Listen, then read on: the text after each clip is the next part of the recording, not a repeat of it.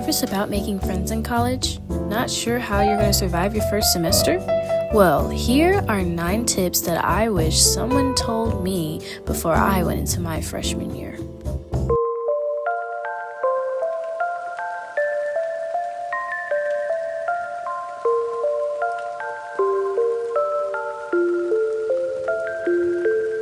Hi guys, this is Naturally Mia and welcome back to another YouTube video. If you're new, then hi, welcome, thanks for clicking on this video.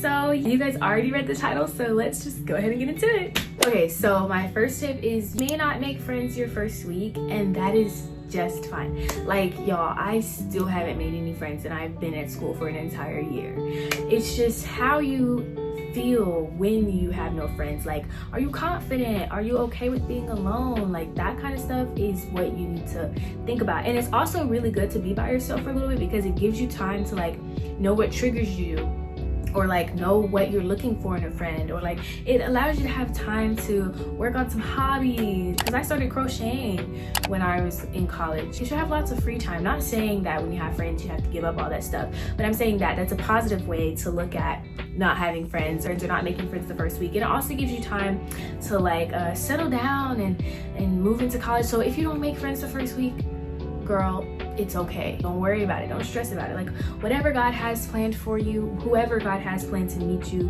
is going to meet you, and it's going to happen at the right time. Isaiah 60:22. Preaching to myself right there. So anyway, also tip number 2 is to go to welcome events even though you think you're gonna feel awkward. So my school, I know, did like a welcome week thing, and we had events going on for the entire first week of us being at school. Did I go to any? No. But I'm saying that you should, because I mean that's a way for you to meet friends. And my mindset, which might be your mindset too, is that like I don't like friends who party. I like people who I like hangouts. I like to read the Bible. I like to do this, and if I go out I'm gonna meet people that party. Yes and no, because I had that mindset and I was thinking that everybody who's out there who goes to a party likes to party, but it could be they're out there trying to find people who are like them, and people like them is sitting in a dorm. Yeah, so you want to go out there, and even if that isn't your type, you still want to go out there so you can meet new people, because it is the first week and everyone's trying to meet everyone. So even if you don't connect or click with everybody that you meet out there, you're still making connections. Like, there's still some people that I follow on Instagram that I've never spoken to a day in my life on campus, but I know who they are and I've seen them around campus. Not in a weird way, but yeah. So you still want to like go out there and meet people, because I went to a worship night the first week of ASU. That's the one thing I went to a worship night. It was the day right before, it was the Sunday before our classes, and I met like 2 people there, and I never spoke to them again, but I still met them and I made connections. So because you never know like if you're gonna meet those people, or like who's gonna talk for you when you're not in the room, or like who's gonna remember you, who's gonna put you in places. So you still do want to get out there to connect and to make friends during welcome week, because the people who you might be looking for are going to be out there. And also, God is not a genie, so if you're sitting in your room and you're asking him for friends and you're not going out there and making the steps towards getting friends, yeah. So that's why go to the welcome events, even if you think it might be awkward, because there's other people out there that might be like you, that might be feeling awkward, and then y'all meet each other and boom, besties. So yeah, go to welcome events. Okay, tip number 3 is to say yes to communities but not chaos. So for me, I know I joined a few organizations around campus, and that's one thing that you want to do, because not only does it help you to build your resume and show your future bosses that you're well-rounded, but it also helps you to gain more skills for when you get into your workforce, and it helps you to meet more like-minded people. So you want to find clubs that are organized. Remember, I said say no to chaos, say yes to community. So find organizations and stuff that are organized and that align with your values. You don't want to join something just because I'm on here saying join an organization because that's how you're going to make friends. No, you want to join something because you feel the true passion for it, and because it aligns with your morals. Like, if I joined something that didn't align with my morals or was chaotic, I would just leave it, or I wouldn't even join it. Like, you can peep that stuff out at the interest meetings. So you do want to go to interest meetings for organizations that you think that you want to join. You don't want to just go ahead and join them based off of what other people told you about them.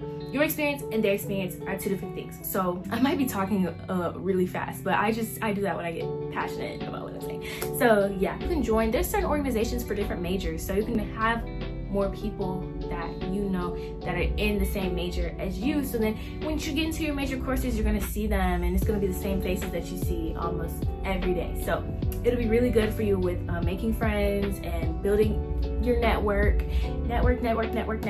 If you don't have LinkedIn, make one now. Because when you get to college, you need to use LinkedIn. And you need to, like, when you meet people that you know that you want to stay in contact with that way, make connections. Because I didn't make a LinkedIn until the end of my freshman year. And it's just, yeah. You need to have that before you go into freshman year. So please, please, please, please make a LinkedIn now. Yeah, but that's tip number 3. That's 3. Okay, my next one is professors are literally your best friends.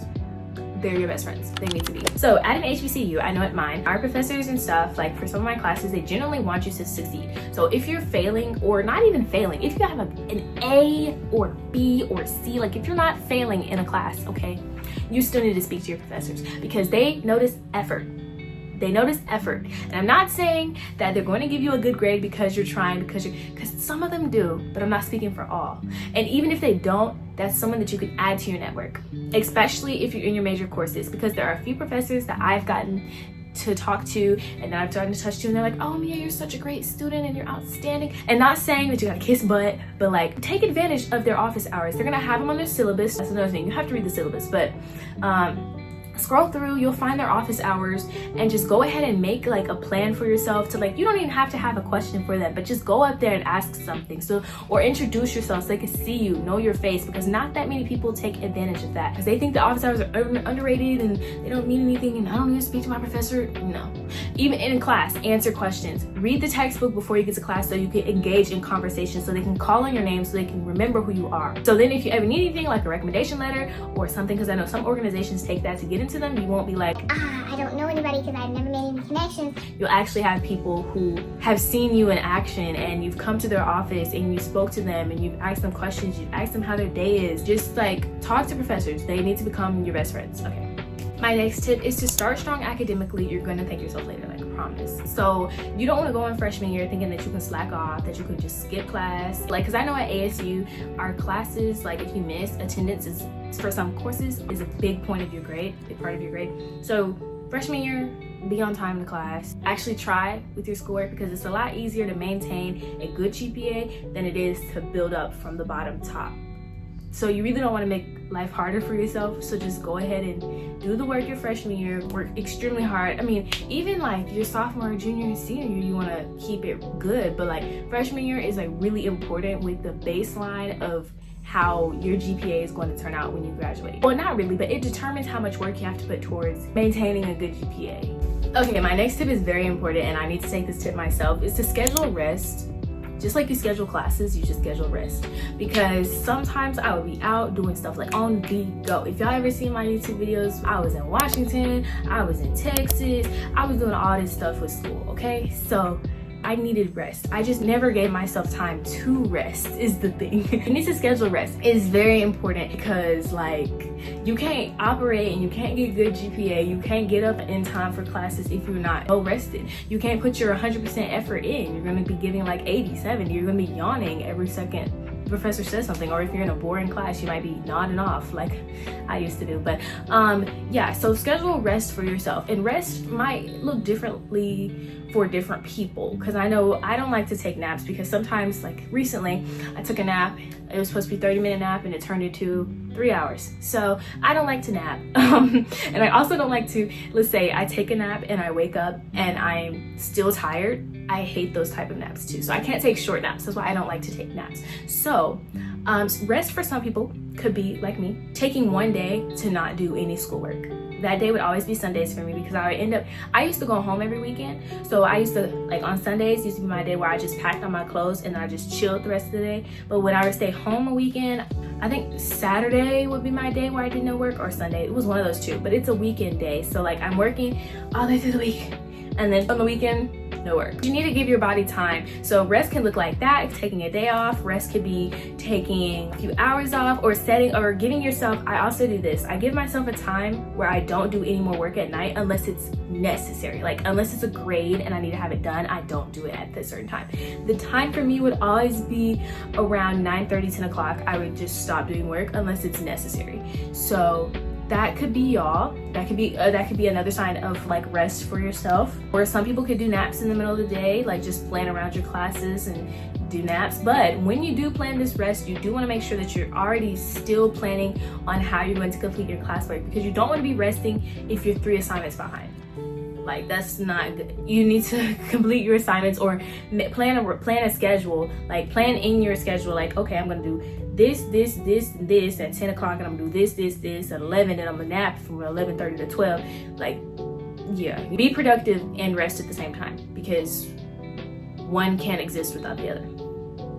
Next one is Christian based. So don't lose yourself to try and fit in. We are born to stand out, okay? So don't bend your morals or change who you are just so you can make friends, so you can fit in, so you can do all this and stuff, because your group of people are gonna find you when God has them destined to find you, okay? If you know that you don't party and there's these girls you found that they cool and they talking to you and they party, if you hang out with them long enough, you're gonna end up doing that.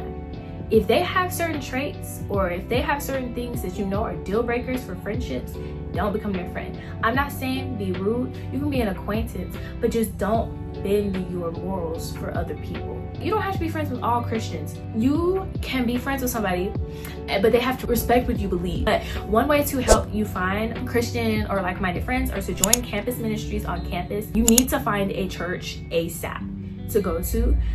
If you go to Alabama State University, there's Hutchinson Missionary Baptist Church. That's not too far away from Alabama State. But if you're not going there, find you a church home, like not online, go in person and get involved in that church. Like, I sing in the choir sometimes at mine. Like, get involved in your church and like speak to people. Like, don't just go to church, sit down and walk out. Like, speak to people too. That's how you can make connections. But yeah, don't dim your light to fit in. Hey, like, if you're the only person like you at your school, you're gonna be a light to somebody else. The next one is don't be afraid to be alone, because like I said before, I was by myself alone for the entire school year, and look at me, perfectly fine. But it does take some time to get used to, like when you're in the cafeteria and you have to eat by yourself, or like if you're in Subway and you have to eat by yourself. A lot of the times we are a lot harder and a lot more self-conscious than other people are. So like I could be thinking that, oh my gosh, so many people are staring at me because I'm by myself. Nobody's really looking at you. They don't care. But I'm saying that's something that I had to get used to. And also I think it's the Lord is just trying to teach me how to be alone with just me and him. So it's great for you to understand yourself more and to grow more yourself in Christ, or like just grow in general. Learn more about yourself before you get into anything, whether it be a relationship, a friendship, anything. It helps you to know more about yourself and to be content with being alone, because a lot of people are not okay with being alone. They can never be alone. They hop from relationship to relationship, and you need to be okay with being by yourself.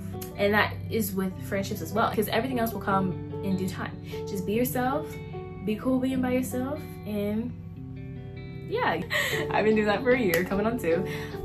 But yeah, that was my next one. So don't be afraid to do things alone, because you can have just as much time enjoying your own company as you can with other people. But I'm not saying that you're not gonna be like, oh, like I really want some friends, like I want someone to do this with, or I can't go to a party because I don't have anyone to go with, or I don't want to go to a game because I don't have anyone to go with. Like, I haven't gotten that brave. I haven't gone to a game by myself, but I might this upcoming year if I really go to games like that. But you will long for and desire, but it's okay for you to be by yourself. Like, don't feel compelled to have to go and put your face out there in front of people who you know you're not really gonna like vibe with, because they're not your type of people, just because you don't want to be alone and because you need friends. Like, don't force friendships just because you don't want to be by yourself. Like, it's okay to be by yourself, because yeah, I'm doing it. Last one, I feel like it gets overlooked sometimes, but it's okay to make mistakes and to mess up, especially going into your freshman year. This is a big like independence change. So like, you have to make all the big decisions. You have to budget your money. You have to like do all this other stuff yourself that your parents used to do for you. So it's okay to mess up, because it's your first time ever being out here being this independent. And that doesn't mean like completely unleashed from your parents and that you don't have to ask them for anything. Don't be afraid to ask your parents for help in certain things, because there's certain times where I had to ask my mom, like, hey, what email should I send? Is this a good email draft before I send it to my professor? Like, that's not unheard of. And yes, you're gonna miss home like sometimes, because I went home every weekend, so I have nothing to say about that. Yeah, it is a big step, and it's just a lot of growing pains that you're gonna go through, and it's just like learning you, really, because I learned that I had a shopping problem before I started budgeting when I went to college, and I just have a spending problem. I like to spend money on clothes and headbands and bracelets and nails. But at college, I kind of docked down a bit because I didn't have a job. So I still don't have a job in college. I have a job over the summer, but I don't have a job in school. Yeah, so you get to learn more about yourself, you get to learn how to handle different situations, and you get faced with a lot more problems than you would have under your parents' roof. So it's okay to make mistakes. Be very gentle on yourself. Like, if you mess up, don't be scared to go back to your parents and ask for their advice, or don't be scared to go back and say like, hey, I messed up here, what do you think I should do about this? Or like, don't be afraid to do that, because at the end of the day, your parents still love you and they're there for you. This is just a new chapter in your life. It's their job to guide you in that. You just are in a different season in your life now. So that's all the tips that I had for you, and I really hope that these tips helped. And if you have any questions, please do not hesitate to comment them down below, because I make it my job to respond to all of these comments that y'all have.